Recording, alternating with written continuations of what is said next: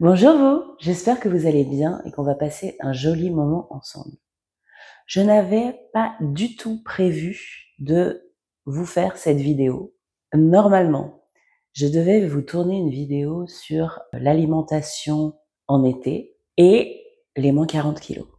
Voilà, un petit bilan à moins 40 kilos perdus.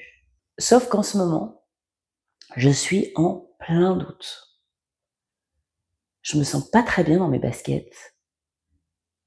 Et je me suis dit qu'au lieu de vous montrer tout le temps le côté positif des choses, c'était important, hein. J'ai toujours été transparente et authentique avec vous.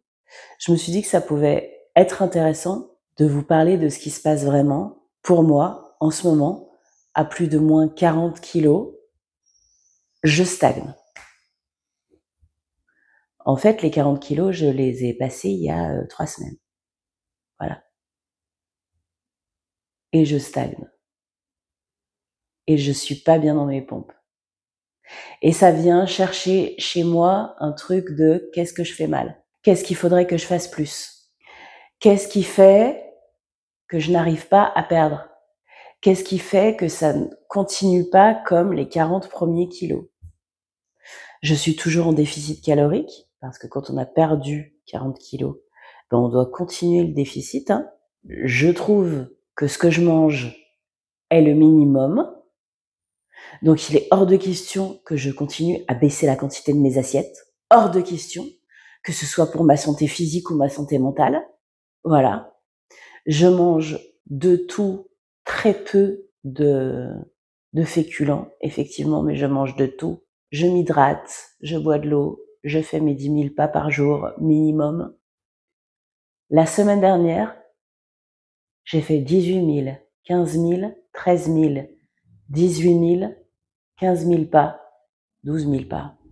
Donc j'ai voulu faire plus. Je me suis dit peut-être que j'ai besoin de relancer la machine, de remettre un petit coup, de me bouger plus, de faire quelque chose de plus pour relancer la machine.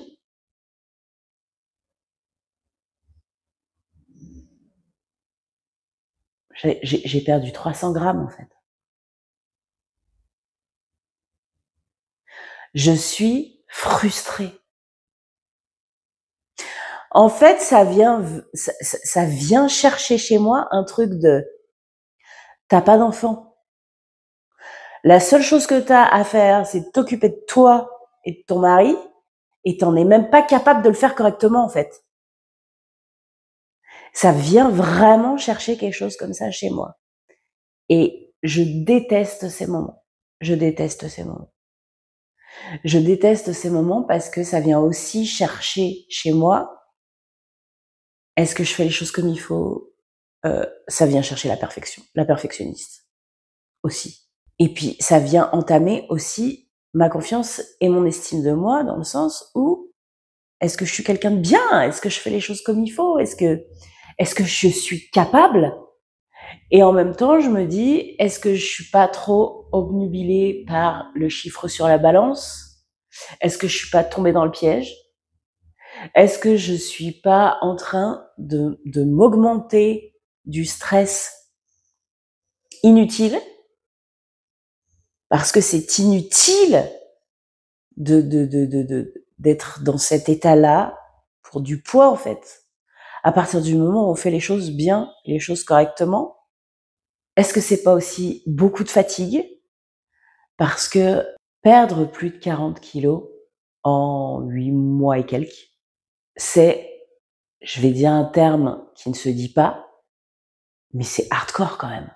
Quand je vous ai dit discipline et joie, je ne laisse rien passer. Je crois que je me suis jamais connue comme ça. Je suis focus, j'ai une discipline de malade mental. Ouais, je ne laisse rien passer. Sauf que, à un moment donné, bah, quand vous faites tout ça, que les efforts ne payent plus, bah en fait, c'est bien gentil tout ça, mais où est l'intérêt en fait? Je dis pas que je vais revenir comme avant.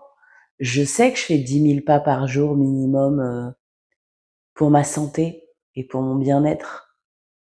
Parce que c'est bien plus que de perdre du poids, parce que ça fait du bien, parce que ça me permet j'écoute des podcasts, je réfléchis sur beaucoup de choses, ça me permet d'être seule, de rassembler mes idées, ça me permet de plein de choses. Je sais que changer mon alimentation pour une alimentation plus brute, moins transformée, écouter mes sensations de faim, de satiété, boire de l'eau, bien dormir, me nourrir comme il faut, c'est important pour ma santé. Je le sais tout ça.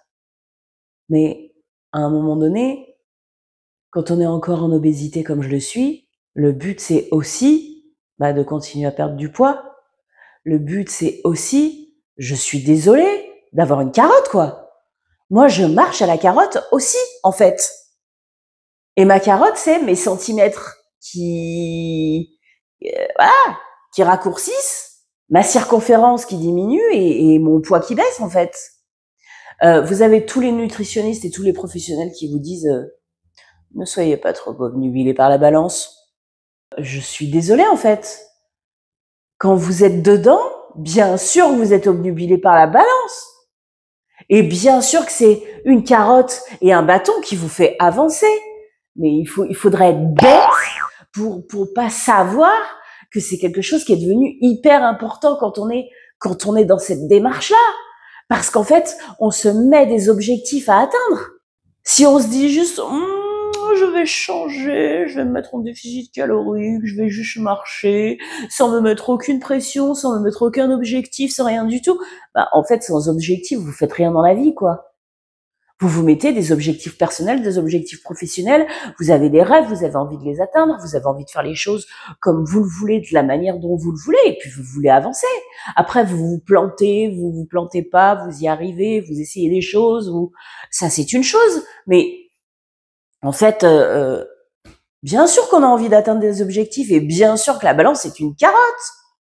Faut arrêter de nous faire croire que vous avez tous les professionnels de santé qui vous disent la balance, il faut pas trop faire attention à la balance.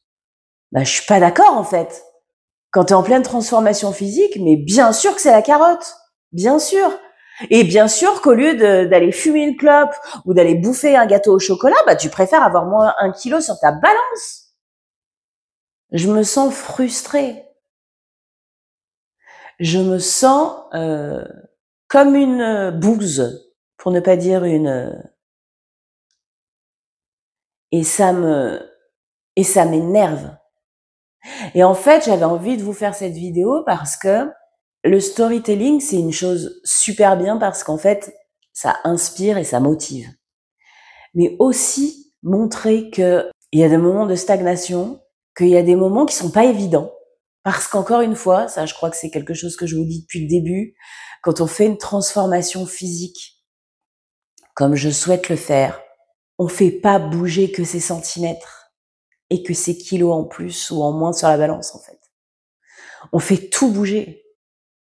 On vient chercher des trucs et on vient se confronter à des trucs de notre identité, de notre manière de faire, de notre manière de voir les choses, et aussi de nos frustrations, de nos envies, de notre manière de voir les choses, de nos croyances limitantes, etc., etc. Ça vient se confronter à ça. Ça vient se confronter à ça. Ça vient te choquer. Ça vient te dire, ah ouais, toi qui veux être toujours perfectionniste et qui veux perdre minimum 500 grammes par semaine, bim! Prends ça dans les dents et travaille dessus maintenant. Tu vas faire quoi? Tu veux faire quoi là? Là, ça fait, 3 semaines que tu as perdu 200-300 grammes par semaine et que t'es pas contente et que tu boudes et ouin. Qu'est-ce que tu vas faire là maintenant? Ce que je vais faire, c'est faire une vidéo parce que mon état d'esprit n'est pas le même que les derniers temps et ça m'énerve, ça me frustre. Et rien que pour moi, j'ai envie d'avoir une vidéo comme ça parce que je pense que c'est important de dire que dans une transformation physique, ce n'est pas que ça. ou ce n'est pas que ça par rapport au kilo. Mais une transformation physique, c'est ça. Une transformation physique, c'est des hauts et des bas, c'est se confronter à des choses, c'est des fois être en colère, c'est des fois avoir des rappels de trucs dans votre vie et d'être en colère pour des trucs que vous pensiez avoir réglés mais qui remontent à la surface pour vous faire bonjour. Yeah! Tu croyais que t'avais réglé ça? Que nenni, Fifi, que nenni. Hey! Tu te rappelles de moi? L'expérience de Ya! Ouais, je me rappelle de toi. Enfin non, je m'en rappelais plus parce que j'avais décidé de passer à autre chose. Mais merci d'avoir eu l'amabilité, la gentillesse de me rappeler à ton bon souvenir. Voilà. Et en fait, vous vous rendez compte quand vous faites une transformation physique que tout n'est pas rose, que tout n'est pas et que voilà, il y a des colères, il y a des frustrations, il y a de la stagnation, il y a des moments où vous n'êtes pas bien dans vos pompes. Et puis vous avez aussi, je vais profiter de cette vidéo parce que c'est une chose que je vis moyennement, en fait, que je vis bien et que je vis pas bien depuis 2-3 semaines. Ben en fait, quand vous avez perdu 40 kilos, il y a votre peau, votre corps qui change. Il y a des choses qui se passent, ça, par exemple.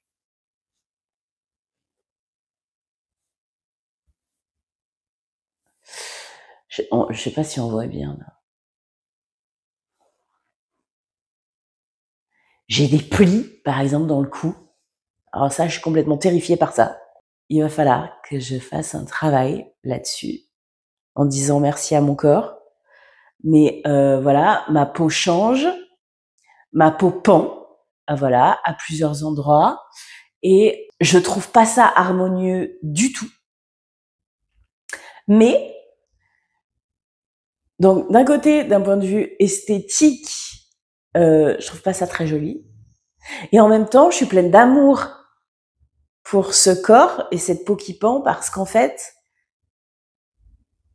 je crois que je vous ai déjà parlé de cette histoire de cartographie et de quand on s'aime fort, on prend le package et que notre corps est la cartographie de qui l'on est en fait, de ce qu'on a vécu. Et à plus de 40 balais, on en a vécu des choses. Et cette transformation physique, elle est en train de se marquer sur mon corps. Et je ne peux que remercier mon corps pour continuer à être là en fait, pour continuer à être présent. Même si en ce moment, il m'agace parce qu'en fait, il perd pas ce que j'ai envie qu'il perde parce que je fais des efforts et qui me rend pas mon engagement en ce moment. Mais merci mon corps en fait. Merci à nous deux. Merci mon pote. Je vous l'ai pas encore fait, mais je vous avais dit que je vous ferais une vidéo où je